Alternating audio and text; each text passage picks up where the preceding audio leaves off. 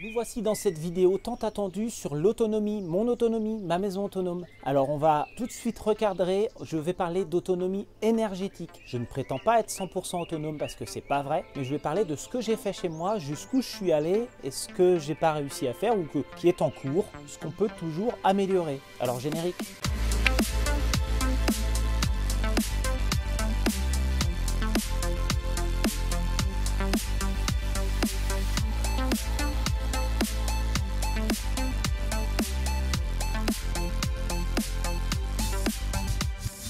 Alors l'autonomie c'est un bien grand mot, parfois il est utilisé pour parler d'autoconsommation, pour parler d'autosuffisance, pour parler du fait qu'on n'a pas besoin des autres, qu'on est isolé, qu'on est complètement fermé, qu'on est en autarcie. Il y a plein de définitions au mot autonome. Je ne sais pas si je vais pouvoir vous le définir réellement parce qu'en fait, moi je me suis basé sur l'autonomie énergétique de ma maison, rapport à des besoins, rapport à des envies, mais pas à de l'autarcie proprement parlée. Certes, je suis autonome en énergie à 90-15%. J'ai très peu besoin d'énergie extérieure pour mon autonomie et techniquement, je pourrais être 100% autonome si j'allais un petit peu plus loin dans le caractère décroissant et dans le caractère un peu agressif de l'énergie pure. Enfin, si j'y mettais plus de main-d'œuvre et que je me décrochais de mon travail, par exemple, pourquoi pas, je ferais vraiment 100%, mais là, ce n'est pas vraiment le but. L'idée, c'est que je fais partie d'un écosystème, je fais partie d'une collectivité, j'ai des villages autour de moi, j'ai des gens, il y a des entreprises, j'ai ma propre entreprise et il y a des besoins pour mes clients. Donc, je ne peux pas satisfaire l'ensemble des énergies demandées en autonomie. Par exemple, mon véhicule qui me demande d'aller loin en portant lourd, je ne le ferai pas avec une Tesla. Je ne pourrai pas transporter 1 ou 2 tonnes de matériel à 500 km en une après-midi. Avec un véhicule électrique, c'est pas possible. C'est pas possible. Et je n'ai pas le budget pour acheter un fourgon hybride qui, lui, de toute façon, vous verrez peut-être dans la vidéo sur les véhicules électriques, consommera plus que mon véhicule actuel. Donc, la partie professionnelle qui nécessite d'aller faire un certain nombre de consommations externes, aller livrer des batteries ou autres, je le fais au diesel. Je ne le fais même pas à l'huile végétale, même si récemment ils l'ont autorisé, parce que c'est un peu trop de modifications sur mon vieux véhicule et je ne possède pas réellement d'huile végétale, même si j'en ai pour les festivals, puis j'ai des collègues qui peuvent en faire et autres. Ça me paraît être un gaspillage alimentaire. Je préfère réduire mes kilomètres et l'usage de ce véhicule-là au profit du scooter électrique ou de d'autres véhicules, plutôt que réellement me dire je vais remplacer un gaspillage par un autre. L'esprit, c'est pas de gaspiller de l'énergie renouvelable, c'est bien d'abord de réduire ses consommations et quand on atteindra une consommation plus faible, on peut mettre en renouvelable ou en autonomie. L'autonomie ne veut pas dire renouvelable. Ça dépend où est-ce qu'on prend l'énergie. Alors là, ça revient aussi à parler de son environnement, du lieu sur lequel on est, de l'emprise sur la zone géographique. Qu'est-ce qu'on considère comme local, qu'est-ce qu'on considère comme renouvelable? Est-ce qu'aller chercher du pétrole sur son propre terrain, est-ce que c'est de l'autonomie? Vous voyez ce que je veux dire? On a souvent dit que les centrales nucléaires nous permettaient d'être autonomes en France, mais en fait autonomes par rapport à d'autres énergies, mais pas du tout par rapport à l'uranium, puisqu'on en a presque plus sur le territoire français, il faut aller chercher autre part, donc ce n'est pas de l'autonomie. Vous voyez, la définition de l'autonomie est importante avant de commencer. Toujours est-il, c'est que dans mon cas, je garde à l'esprit que l'autonomie a une durée de vie limitée. Je ne suis pas autonome de manière infinie, je ne peux pas. Dès que j'ai besoin de quelque chose d'extérieur, je ne peux pas me prétendre autonome. Donc si on va vraiment chercher dans la définition du mot autonome, je ne suis pas autonome. A priori, personne ne l'est. Je pourrais l'être si je ne fais pas appel à une technologie extérieure et si je n'utilise que des ressources qui sont sur ma zone géographique, localement. Et après, il faudrait aussi définir c'est quoi ma zone géographique. Si je suis multimillionnaire et que je possède 350 hectares ou 10 millions d'hectares avec tout un patrimoine et toutes des structures et des salariés et des gens autour ou des esclaves, j'en sais rien. Bah évidemment, si je considère que ça, c'est moi, je peux dire je suis autonome. Vous voyez, j'ai mon propre charbon, j'ai mon propre bois. Donc la définition est importante. Toujours est-il que pour chaque projet, pour prendre quelque chose de plus terre à terre, lorsqu'on a un projet d'une maison autonome, on va donc associer cela à un terrain, à des possessions qu'on a, peut-être un jardin qu'on n'a pas loin, peut-être une forêt qu'on a achetée ou un petit bout de forêt, les moyens qu'on a mis en œuvre, qu'on possède déjà. Donc c'est plutôt dans ce cadre-là qu'on va travailler sur l'autonomie. Est-ce qu'on a du soleil sur le terrain? Est-ce qu'on n'est pas trop à l'ombre? Est-ce qu'on a du vent? Est-ce qu'on a du bois? Est-ce qu'on a besoin de chauffer? Enfin, vous voyez, comment on a construit notre projet? C'est vraiment dans ce cadre-là qu'on voit l'autonomie. D'accord? Je vais vous parler un petit peu d'abord de mon historique en essayant d'être assez rapide. Je sais que la vidéo va être longue. Tout d'abord, je vais remonter jusqu'aux alentours de 2008-2009 où je vivais avec mon associé et un ami. Et il y avait aussi l'entreprise sur cette location. Et on consommait 3,6 kWh par jour, ça faisait 9 euros par mois d'électricité. On chauffait bois et on avait l'eau chaude solaire et bois, un peu des deux. Et on bénéficiait un petit peu d'autonomie. J'avais les petits trucs des festivals qui me permettaient de temps en temps d'alimenter en été la pompe à eau, enfin des choses comme ça, mais c'était un peu c'était l'éclairage, ce genre de choses. Et le gros de la consommation n'était même pas l'atelier, pourtant il y avait la soudure, la disqueuse, tout ça. C'était vraiment l'ordinateur fixe, l'ordinateur de bureau qui avait l'imprimante scanner laser, l'écran LCD, la tour, enfin allumé toute la journée, c'est ce qui consommait le plus. Peut-être associé à la télé aussi. À cette époque-là, il y avait une télé. Donc ça, c'était déjà assez faible comme consommation.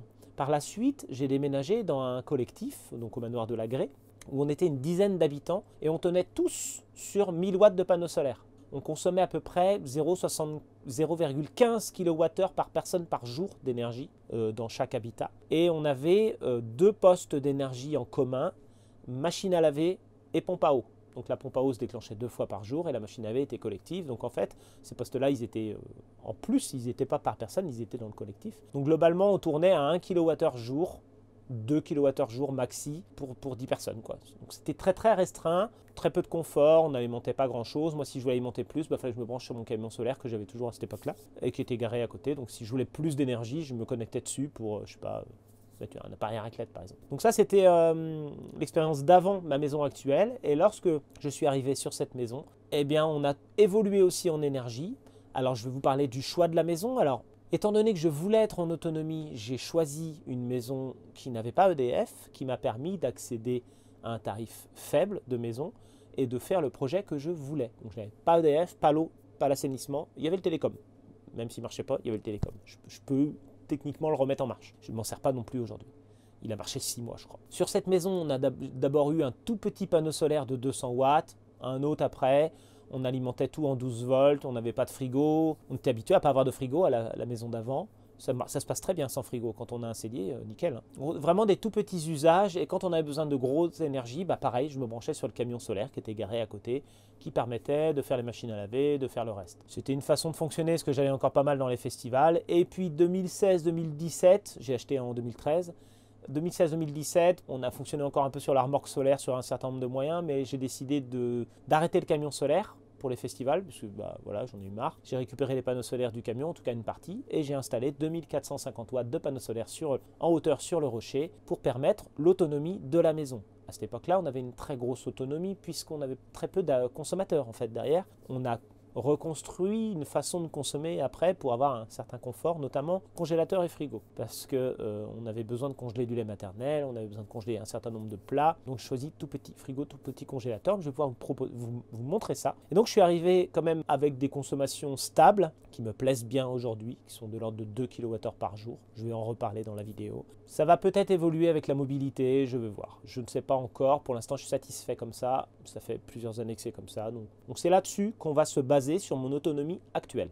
Donc voici à quoi ressemble mon installation autonome de production d'électricité. Vous la trouvez d'habitude dans la plupart de mes vidéos récentes sur lesquelles j'ai testé pas mal de produits avec un extender. C'est une installation qui a pas mal évolué. J'ai testé plusieurs marques d'onduleurs, mais ça continue à évoluer. Mais c'est pas ça là-dessus qu'on va s'intéresser, parce que le câblage c'est toujours le même, le fonctionnement c'est toujours le même, les dimensionnements c'est toujours le même. On a vu dans la vidéo sur la machine à laver que j'avais donc un circuit d'eau chaude avec un poêle bouilleur et un ballon d'eau chaude bi-énergie, électrique et eau chaude. Il s'occupe aussi de mon chauffage. Donc je vous laisserai aller voir la vidéo sur la machine à laver si vous ne l'avez pas vue. Bon, nous, on va s'occuper de la partie photovoltaïque. J'avais modifié un petit peu mon installation pour mettre une résistance d'eau chaude, parce que j'avais changé le chauffe-eau gaz, donc ça fait partie de mes bilans énergie qu'on va voir. Donc voilà, pour rappel. Donc mon eau chaude, elle est faite par un ballon d'eau chaude qui est alimenté par le chauffage bois et par le photovoltaïque, et aussi par la batterie. Les répartitions de consommation dans ma maison sont ainsi. Donc on voit pour le froid 420 Wh par jour, on a un total dans la journée de 2231 Wh. C'est une moyenne rapportée à la journée, une moyenne annuelle rapportée à la journée. Dans le cadre du froid, donc j'ai un frigo de 30 watts, un congélo de 30 watts. Pour la lumière, j'ai 20 watts pendant 8 heures. Alors c'est la puissance moyenne, c'est pas, j'allume pas toutes mes lampes en même temps, donc ça refait à peu près 20 watts. Pour l'eau chaude, eau froide, alors ça n'inclut pas le chauffe-eau solaire, hein. C'est que la partie justement avec la résistance qui fait la boucle de chauffage, les filtres et le pompage. Pour la partie multimédia, bon voilà, DVD, Xbox, vidéoprojecteur, la box internet et les ordinateurs, la sono. Pour la partie machine à laver, bah, c'est la machine à laver. Comme elle est alimentée en eau chaude, elle n'a pas beaucoup de consommation électrique. La partie veille et perte, bah, c'est surtout les consommations propres à l'onduleur et puis la baisseur de tension, enfin les appareils de l'autonomie en fait, ce qui représente moins de 20% de la consommation. Pour la partie cuisine et outils, bah, c'est là que c'est assez long parce qu'en fait j'ai énormément de choses de brancher sur mon installation, mais c'est beaucoup de l'occasionnel. Donc la cafetière, les différents robots, mixeurs et autres, l'extracteur de jus, le rasoir, le piezo de la plaque à gaz, les imprimantes, l'aspirateur, des humidificateurs, les chargeurs de piles, les brosses à dents, l'appareil à raclette, un petit appareil à 300 watts pour 2 personnes, les moulins, grille-pains, les appareils pour les semis, pour faire les plants, l'aquarium et la fondeuse à bûches, et puis il y a d'autres choses aussi, le scooter, tout ça. Le scooter c'est à part. Et puis j'ai la VMC qui est l'équivalent de 42 watts pendant 4 heures par jour. Alors ça, on va développer un petit peu l'histoire de la VMC. Qu'est-ce qu'une VMC? Une VMC, c'est une ventilation mécanique contrôlée. Moi, j'ai une maison qui fait 75 mètres cubes et on est 3 personnes. Je calcule en mètres cubes parce qu'il y a un lien après. La norme nous demande soit 15 mètres cubes de ventilation par personne ou par pièce, soit 3,6 mètres cubes de ventilation par mètre carré. Donc moi, ça me fait... Parce qu'il y a deux normes. Il y a une norme architecte, une norme habitat standard. Donc j'ai pris les deux. C'était à peu près la même surface. Et on tombe entre 105 et 111 mètres cubes par heure. Donc moi, ce que j'ai fait, c'est que moi, j'ai une VMC double flux qui a telle qu'elle est configurée actuellement. Elle a un débit de 250 mètres cubes heure, en fonction du nombre de bouches, voilà, la configuration de la VMC, en petite vitesse. Moi, j'utilise qu'en petite vitesse. La grande vitesse, c'est qu'on pense éventuellement les moments où il n'y a pas assez de débit. Alors moi, j'ai une maison qui n'est pas étanche. J'ai notamment des infiltrations d'air via le poêle à bois, parce que le poêle à bois a un effet cheminée en permanence, qu'il y ait du feu ou pas, mais surtout l'hiver. Puis en été, on ouvre un peu plus les fenêtres, mais en hiver, quand on est plutôt enfermé chez nous, on a le poêle à bois qui tire de l'air. On a des fuites parce qu'on n'a pas de seuil de porte, nos portes, elles n'ont pas de joint, enfin on est quand même sur une vieille maison, donc il y a des fuites. Et puis j'ai une hotte qui est une hotte naturelle, un peu comme une cheminée, qui est au-dessus de la gazinière et qui évacue de l'air en permanence. Ce qui fait qu'il reste entre 45 et 51 mètres cubes heure à ventiler avec la VMC. Donc ça correspond à 12 à 15 minutes par heure pour obtenir ce cubage-là. Alors nous, on a décidé de ventiler 4 heures par jour. Et on l'a fait en 2 étapes, 2h30 en automatique, donc il y a une horloge qui déclenche régulièrement la ventilation à des moments précis.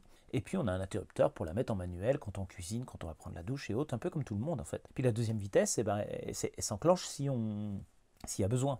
Elle s'enclenche que si la ventilation est déjà en marche. Donc, par exemple, on va prendre une douche, si c'est déjà humide, c'est la deuxième vitesse qui va s'enclencher tout de suite. Alors la consommation, elle va passer de 1,1 à 0,168 kWh par jour. C'est une baisse drastique mais nécessaire en autonomie. Donc c'est cette valeur-là que je retiens pour la VMC. Mon installation a besoin de 1622 Wh en alternatif, tout à gauche de la flèche. On ajoute à ça la consommation en courant continu parce que sur mon installation, j'ai de l'éclairage en 12 volts, j'ai une pompe en 12 volts, j'ai quelques appareils en courant continu, j'ai les ports USB aussi, la musique, la sono. Donc j'ai une petite consommation là-dessus. J'ai les pertes de l'onduleur qu'on a vu tout à l'heure qu'il faut ajouter. Et il y a les pertes de la batterie, parce que la batterie a un certain rendement, donc il y a des pertes dans tout ça. Donc en fait, pour ce genre de consommation, il faut produire 2624 Wh en courant continu. Donc il y a un écart entre les deux, c'est normal. Dans toutes les installations, c'est comme ça. Donc il faut connaître cet écart et savoir ce qu'il faut produire. Alors moi, je me base sur des courbes de production par mois, par jour, en kWh par mètre carré de panneaux solaires. Donc là, par chez moi, en janvier, là où il y a le moins d'ensoleillement, on est à 1948 Wh par jour par kilowatt crête. Donc si j'avais mis 1000 watts de panneaux solaires, ça produirait 1948 Wh par jour en moyenne. Donc si je fais le calcul avec mes 2600 de tout à l'heure, ça me donnerait 1340 watts de panneaux solaires pour en moyenne satisfaire cette demande. Bon, moi j'ai un souci, c'est que j'ai de l'ombrage, j'ai un masque, j'ai le soleil de 10h à 16h. Donc là, je ne vais pas vraiment parler du masque, on ne va pas développer comment on fait, comment on le calcule, comment on l'intègre dans les calculs. Dans mon cas, ça représente à peu près une perte de 50%. En hiver, en été un peu moins. Et donc ça fait qu'il faudrait que je mette 2010 watts crête de panneaux solaires pour faire la même chose que 1340. Alors, ok, très bien. Sauf que bah, moi, je ne vais pas trouver pile poil 2010 watts crête. Et il s'avère que dans mon cas, en 48 volts avec mon régulateur en 150 volts, j'ai l'habitude de mettre des strings de 3 panneaux. On est souvent sur les strings de 3 panneaux. C'est une installation qui a été faite il y a quand même quelques années. Et à cette époque-là, les puissances de panneaux étaient de 270 watts crête. Ce serait à faire aujourd'hui, on aurait des 400 watts, on aurait d'autres modules. Mais moi, je ne vais pas les jeter pour ça. Donc moi, j'ai dû choisir 9 panneaux de 270 watts crête. Donc j'ai 2430 watts crête d'installer en autonomie. Voilà pourquoi j'ai 2430 watts crête pour mon autonomie. Pour les batteries, bah, j'utilise le calcul avec ce qu'on doit produire en courant continu, 2624 Wh. Je le calcule sur 5 jours minimum. J'ajoute 20% pour la décharge profonde, parce que les batteries, il ne faut pas les décharger trop profondes. Moi, j'ai des batteries plomb. Mais en lithium, ce serait pareil, il faudrait quand même un pourcentage pour ne pas décharger jusqu'au bout. Et je rajoute 20% parce qu'il y a une usure de la batterie au fil du temps, et il faut qu'elle soit toujours aussi confortable au bout de 10-15 ans. Enfin, il ne faut pas qu'elle se réduise trop vite en capacité, donc il faut le surdimensionner un peu au début. Alors ça nous donne 20 500 Wh de stockage qu'il faudrait que j'ai. Comme je suis en 48 volts, je fais 20 500 divisé par 48, ça me donne 427 ampères-heure en C120. C120, c'est le nombre d'heures qu'il faut pour obtenir 427 heures. 427 ampères-heure. 5 jours, c'est C120. Pour moi, j'ai choisi une batterie de 500 ampères-heure, parce que 427, ça n'existe pas. Alors moi, dans mes historiques des années précédentes, j'ai déchargé au maximum 400 ampères-heure sur ma batterie de 500 ampères-heure, soit 19 kWh. Et j'ai grosso modo chargé 766 kWh par an, c'est marqué par jour, c'est par an, et j'ai déchargé 525 kWh par an, soit un taux de 68%. Alors c'est le rendement annuel, c'est pas vraiment un rendement si vous voulez, c'est parce que les batteries tubulaires liquides, surtout les régénérées, à partir de la moitié de l'année, enfin avril-mai, elles sont tout le temps chargées, on est tout le temps à 100%, donc là, elles sont maintenues chargées, donc c'est de la chaleur qu'on perd à ce moment-là. Mais par contre en hiver, c'est pas le cas, le rendement est bien meilleur en hiver. Donc là, c'est un rendement global. Je sais que je perds un petit peu tous les ans en maintenant mes batteries chargées. D'ailleurs, en parlant de ça, la méthode que je conseille à tous mes clients pour l'autonomie, lorsqu'on a une variabilité de production solaire, c'est la suivante. Donc là, on voit une courbe bleu foncé qui indique le pourcentage dans la batterie. Sur la gauche, on a le pourcentage de la batterie. En haut, c'est soleil, nuages, pluie. Voilà, c'est une petite simulation sur 15 jours. Et on a l'évolution du pourcentage jour-nuit qui fait que, au fur et à mesure qu'il fait mauvais, la courbe bleu marine descend et descend et descend. Lorsqu'elle croise les 70%, c'est le moment où il faudrait se mettre à faire des économies d'énergie, à être un peu moins dans le confort. Il y a des petites choses qu'on peut changer. Moi, dans ma maison, je mets en veille plus d'appareils, j'éteins plus de choses derrière moi. Je peux très bien faire du café avec une cafetière à piston plutôt qu'une cafetière électrique. Enfin, il y a des choses à faire. Si on fait ça, on doit pouvoir éviter de descendre trop bas dans la batterie. Si on ne le fait pas, on risque de descendre en dessous des 10%. Vous voyez la courbe bleue tout en bas, elle va descendre à un seuil critique. Et même si elle remonte après, là on a abîmé sa batterie. Ce n'est pas la meilleure solution. Il vaut mieux faire un peu d'économie d'énergie avant pour mieux s'en sortir. Et à un moment donné, on va arriver à 50% dans la batterie. C'est à ce moment-là qu'on démarre un groupe électrogène. On le retarde le plus longtemps possible. Vous voyez, ça peut être au bout de 8 jours, 10 jours. Enfin, on peut avoir des autonomies relativement longues en soi. Et on fait quelques heures. En général, c'est 4 heures de groupe électrogène et c'est pas la peine de remonter à 100%. On peut remonter à 85. Et là, vous voyez qu'on a une courbe orange qui est la meilleure possible pour rester aux alentours des 70%. Puis après, ça remonte petit à petit.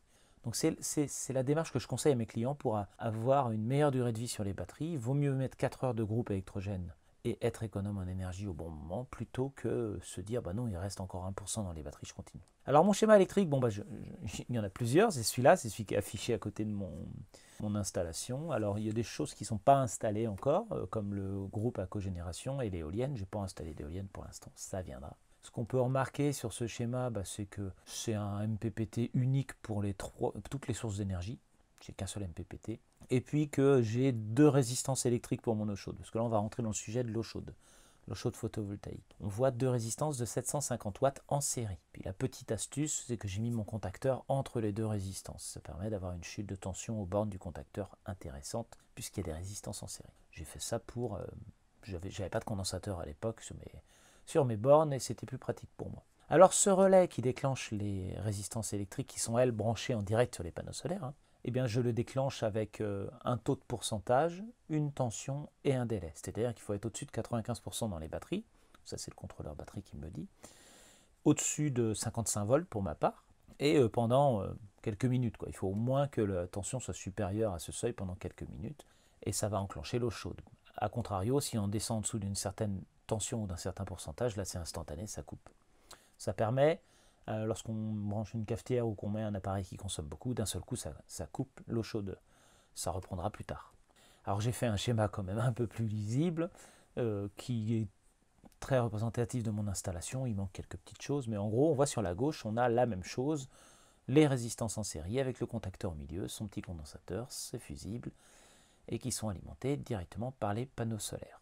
C'est pas très compliqué en soi. Alors bien sûr c'est commandé, je dis, par le pourcentage de la tension, mais aussi la température de l'eau, bien sûr.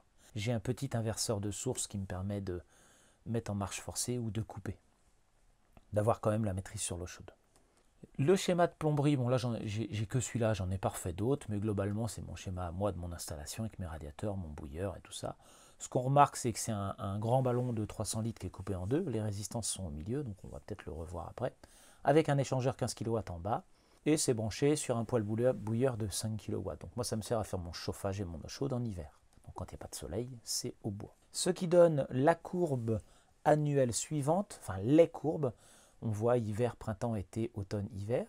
Et les watters, c'est à la verticale. Alors, je n'ai pas mis de valeur, c'est pour vous montrer globalement le principe. Alors, en marron, on a la production de chauffage et d'eau chaude sanitaire avec le bois. J'ai juste fait un trait pour pas que ça... À partir du printemps et pas avant l'automne, il n'y a rien, donc c'est à peu près progressif.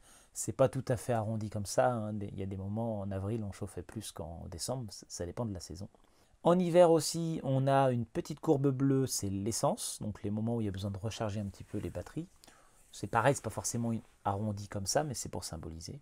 Mes consommations électriques, elles sont toutes en bas, c'est la ligne verte avec du bleu clair. En gros, je consomme moins d'énergie l'hiver que l'été en électricité, puisque l'été et le printemps, bon, j'ai les semis, puis j'ai pas mal d'outillage électrique, puis il fait beau, je commence à sortir le scooter électrique. Et puis globalement, on a plus de pompage d'eau, on est un peu plus laxiste, on profite plus de l'électricité l'été, donc on a une petite surconsommation l'été par rapport à l'hiver. Donc on a une grosse courbe solaire orange qui monte très haut, qui elle est normalement perdue en autonomie, on ne s'en sert pas. Moi avec mon système d'eau chaude, j'en exploite une bonne partie, pas tout. Il s'avère que je monte un petit peu haut en température pour compenser, mais donc j'essaie de prendre le plus possible sur l'eau chaude, mais je ne serai pas obligé. Et puis il y a une partie qui est perdue, simplement une partie qui n'est pas produite.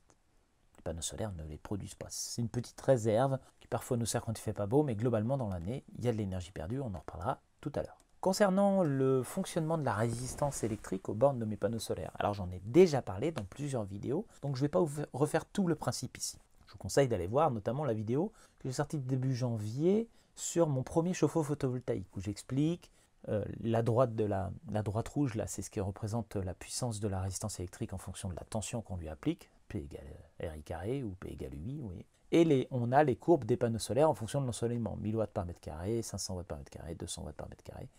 Et à chaque fois qu'il y a un croisement, on a une puissance dédiée en fonction de l'ensoleillement. Alors globalement, moi c'est 1500 watts, c'est 2 fois 750 watts. Et la tension normale est aux alentours de 110 volts à vide et 90 volts en charge. Donc vous voyez, on va arriver à 1500 watts au maxi, quoi. Donc on colle bien les panneaux solaires qui font pourtant 2500 watts avec leur caractéristiques ne dépasseront pas les 1500 watts sur la résistance électrique. Donc on sous-dimensionne la résistance par rapport aux panneaux. Ça ne veut pas dire qu'on met plus de panneaux, c'est juste qu'on choisit la bonne résistance. Alors moi ça collait parfaitement, on aurait pu mettre une résistance de 600 watts par exemple. Quand on est par exemple aux alentours de 80 volts, ça dépend de l'énergie solaire disponible à ce moment-là, de l'état du MPPT, de ce qu'on envoie dans les batteries et autres, mais ça nous permet de montrer comment on lit les courbes. Et bien on est sous 80 volts, on a 1000 watts qui sont envoyés dans le MPPT en haut et 1000 watts qui sont envoyés dans la résistance en bas. Pareil, raisonnement à 37 volts, s'il y a moins de soleil, si on est en 500 watts par mètre carré, on n'aura plus que 12 ampères 5 à gauche qui peuvent aller dans la résistance. Mais là, en l'occurrence, sous 37 volts, eh ben, on prendra la moitié. Donc on pourra avoir 200 watts dans la résistance, 230 watts dans le MPPT. Puis plus on descend vers la gauche, donc en dessous de la courbe des 200 watts par mètre carré, bah la résistance électrique elle a tendance à pas être très performante, elle va utiliser toute l'énergie pour rien. Donc c'est bien de détecter le pourcentage de la batterie et la tension, le fait qu'elle soit suffisamment chargée la batterie, parce qu'à 200 watts par mètre carré c'est du maintien de charge de la batterie, normalement la résistance elle se déclenche pas. Pourquoi j'ai fait ça? Eh bien mon fonctionnement à moi c'est comme en autonomie, on a tendance à perdre l'énergie en fin de charge, dès qu'on est en floating ou dès qu'on est sur les derniers pourcents, les panneaux solaires réduisent leur puissance, bah c'est à ce moment-là que j'exploite ce surplus d'énergie qui n'est pas produit. Il se met à être produit, du coup, il va dans la résistance électrique. Alors j'ai fait pour illustrer un peu ça, j'ai fait des mesures sur mon installation. Donc là, j'ai à peu près une dizaine de jours en février 2024. Et là, on voit, alors on va voir plusieurs courbes, hein, mais vous allez voir, on va arriver au sujet. La production des panneaux solaires maximale, mes pics de production, donc les voici en bleu clair, je suis monté à 2700 watts en février. Il ne faisait pas spécialement beau. Vous voyez, on dépasse la puissance des panneaux assez facilement. On était très souvent, on était pas mal de fois au-dessus des 2000. Hein, oui. Donc là, c'était pour illustrer un peu la puissance des panneaux solaires. Et puis après, on va voir les autres courbes. Donc ce qui se passe, c'est que moi, en février, déjà, je suis assez souvent entre 92 et 100% de mes batteries. Vous voyez, la courbe verte, c'est le pourcentage dans mes batteries. C'est matin, soir, matin, soir, matin, soir, matin, soir. Et on voit que globalement, je ne consomme pas beaucoup la nuit. J'ai une maison qui est très économe. La majorité de ma consommation, c'est le jour. La nuit, je perds peut-être 2% dans ma batterie. Donc c'est une situation quasi parfaite puisque mon onduleur se met en veille. Pas grand-chose qui consomme la nuit. Et mon onduleur a du coup un rendement donné entre ce qu'il consomme sur la batterie et ce qu'il restitue en alternatif. C'est la courbe jaune. On voit qu'il y a des moments où il est à 89%, des moments où il est à 65%. 89, c'est le jour où on a consommé le plus. Il y avait la machine à laver plus la pompe à eau. Il y a la machine à laver d'autres jours, mais là, il y avait la pompe à eau en plus pour remplir les cuves. Et là, on a consommé le moins, on était absent, donc le rendement de l'onduleur n'était pas très bon, parce qu'il n'a pas produit beaucoup d'énergie, mais il était allumé. Ensuite, une fois qu'on a vu ces courbes de pourcentage, on passe aux courbes qui sont en bas, là, qui ont une autre échelle. On voit que mes panneaux solaires ont produit... vous voyez, la courbe violette, c'est la production de mes panneaux solaires. Alors c'est en kilowattheure, à droite c'est marqué wattheure, mais en fait l'échelle elle est en kilowattheure. Donc j'ai produit un peu plus de 7 kilowattheures avec mes panneaux solaires. À ce moment-là, il n'y a pas encore de production d'eau chaude. Donc la production des panneaux solaires ne sert qu'à recharger les batteries, compenser la décharge. Donc on voit qu'en février, on produit plus que ce qu'on consomme. Pas tous les jours, hein, mais globalement, on produit plus que ce qu'on consomme. Les trois courbes qu'il y a en dessous, donc on a la courbe bleue qui est la plus basse, c'est l'énergie en courant alternatif qu'on consomme, les kilowattheures. Vous voyez, il y en a un qui est monté à plus de 3 kilowattheures parce qu'on avait la pompe à eau, comme je disais. Donc les kilowattheures qu'on consomme en alternatif. La courbe rouge, c'est ce que consomme l'onduleur en courant continu. Il y a un petit écart, mais le rendement n'est pas énorme. Et puis la courbe verte, c'est parce qu'il faut ajouter la pompe à eau, l'éclairage, enfin tout ce qui est en courant continu en direct qui ne passe pas par l'onduleur. Et donc globalement, on a bien entre 2 et 3 kWh de consommation sur la batterie. Il faut les compenser et les produire avec les panneaux solaires. Donc là, en février, on commence à produire plus que notre consommation habituelle. Donc on va bientôt pouvoir faire de l'eau chaude. Mais pour l'instant, vous voyez, c'était le 1er mars. Là, on ne faisait pas d'eau chaude. On a commencé l'eau chaude un petit peu après. Vous voyez, début ECS à droite. J'ai arrêté de faire l'affichage à cet endroit-là. Donc le 12e jour du test, donc ça on devait être le 6 mars, c'était mon premier jour d'eau chaude solaire. Et puis là, j'ai arrêté de chauffer au bois concrètement un petit peu après. Et ça arrive encore de chauffer un petit peu au bois parce qu'on a une maison qui est à la campagne, sous les arbres. Donc on chauffe un peu tard des fois. Concrètement, à l'intérieur du ballon, j'ai fait mes mesures de température et de kilowattheure. Donc là, on était plutôt en avril, le premier jour c'est le 16 avril. J'ai mesuré sur plusieurs jours, je vous ai fait un petit graphique. Donc dans la partie haute, on a la température dans le ballon. La courbe bleue, c'est la température froide du bas du ballon. Et la courbe rouge, c'est la température chaude, qui n'est pas tout à fait en haut du ballon, au milieu de la zone des 150 litres. Et en bas, j'ai l'énergie qui va dans la résistance électrique en bleu, énergie qui va dans les batteries en rouge.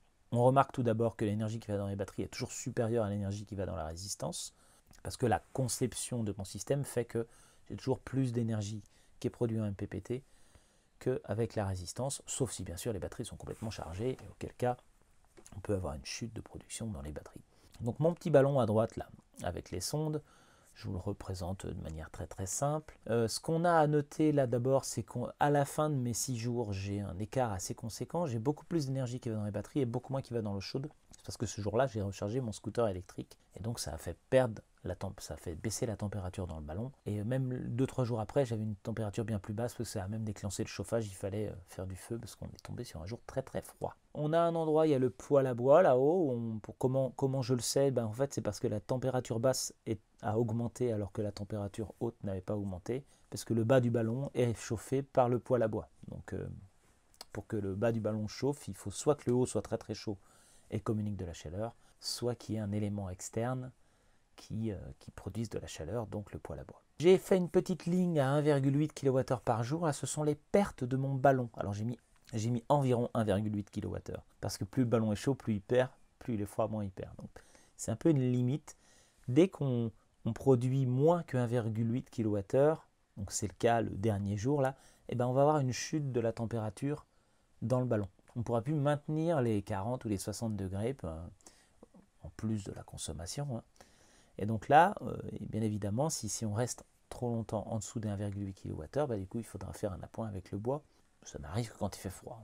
Si j'ai fait des relevés instantanés entre l'énergie qui allait dans la résistance électrique et l'énergie qui allait dans les batteries, j'en ai fait ces petites courbes cumulatives. Donc les panneaux solaires, c'est l'ensemble, produisent l'ensemble du jaune plus le bleu. Et dans ce qui est produit par les panneaux solaires, il y a une partie qui va dans la résistance, donc j'appelais ça production de chaleur, une partie qui va dans la batterie, recharge de batterie. Puis des fois ça coupe parce que le soleil n'est pas là tout le temps, il y a des nuages. Voilà. Et puis là, donc on voit qu'il y a des moments, le jaune il diminue un peu, parce que ça peut être les batteries qui sont chargées. Enfin, globalement, ça se tient. On voit bien qu'un petit peu moins de la moitié de l'énergie va dans la résistance électrique. Et puis là, j'ai fait des petits points en orange où je trace une courbe. C'est l'énergie totale que les panneaux solaires auraient dû produire si on n'avait fait que de la recharge batterie. Donc dès qu'on a de l'eau chaude, la résistance électrique elle fait chuter un petit peu la tension du système et on est moins performant sur le MPPT, donc on a une petite perte. Une petite zone ici en orange où on perd de l'énergie. C'est pas toujours là où on croit, mais c'est pas énorme, mais il faut l'avoir à l'esprit. Alors, j'en parle tout de suite, mais j'ai comparé avec une installation plus standard si j'étais passé à travers un MPPT, peut-être à travers des batteries, si j'avais stocké un peu plus, et à travers un onduleur pour alimenter une résistance électrique dans mon ballon, j'aurais eu plus de pertes. J'aurais eu peut-être 20 ou 30% de pertes, ça dépend des systèmes. Dans mon cas, peut-être 15 ou 20%. J'aurais eu plus de pertes à faire 2 conversions, voire 3, que les pertes que j'ai ici en n'étant pas avec un parfait rendement sur le panneau solaire à cause justement de cette chute de tension.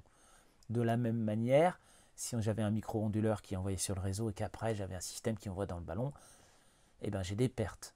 J'ai quand même pas mal de pertes. Donc finalement, mon système, les pertes, elles sont comparables. Elles ne sont pas négligeables, mais elles sont comparables. Il y a des situations où on est à 80-85% et des situations où on est presque à 100% du rendement parce que ça colle avec la tension des panneaux.